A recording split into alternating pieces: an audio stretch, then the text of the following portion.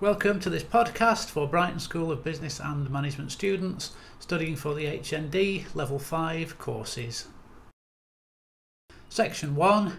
You'll need to list the range of internal and mainly external user groups such as managers, shareholders, customers, potential investors, funding organisations, etc. and describe what each group would expect to learn from statements such as the trial balance, cash flow forecast, the annual report, P&L account and balance sheet and their notes. On bullet point 2, these influences include the Companies Act, Partnership Acts, EU directives and accounting and reporting standards. You will need to describe how these impact on the way in which organisations present their financial statements. Following on from the first two bullet points, you need to give your views on the implications for different users of organisations presenting their accounts in a certain format and within the requirements of current legislation.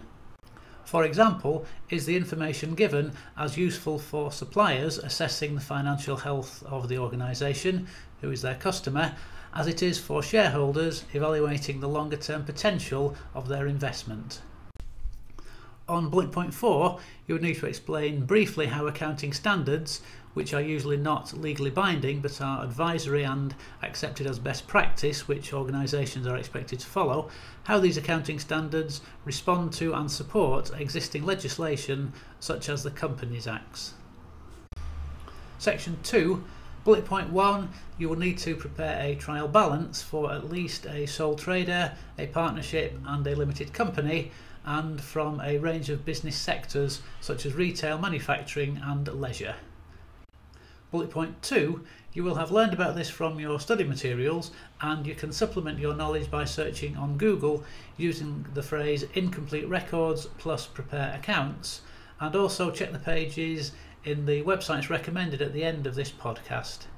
Then prepare a simple example of how you would prepare financial statements from incomplete records. Bullet point 3, for your own organisation or one that you can research, do exactly as asked. For many excellent examples of consolidated accounts, search on Google using the phrase consolidated balance sheet plus example, and also have a look at the recommended websites which are included at the end of this podcast. Section 3. For bullet point 1, you can refer back to your response to the first bullet point in section 1 and summarise what you have said here. On bullet point 2, you need to prepare a simple profit and loss and balance sheet for each of the three types of organisations that are mentioned, and you can use your own organisation as one of these if appropriate. To find examples of each of these, search on Google using the phrase annual accounts plus sole trader plus example, then annual accounts plus partnership plus example, and so on. Section 4. Here you will need to give examples of a range of accounting ratios, such as those used for assessing profitability, liquidity, efficiency, gearing, comparison with industry sector standards, and discuss how these can assist in the monitoring, controlling and evaluation of the organisation's performance and overall health.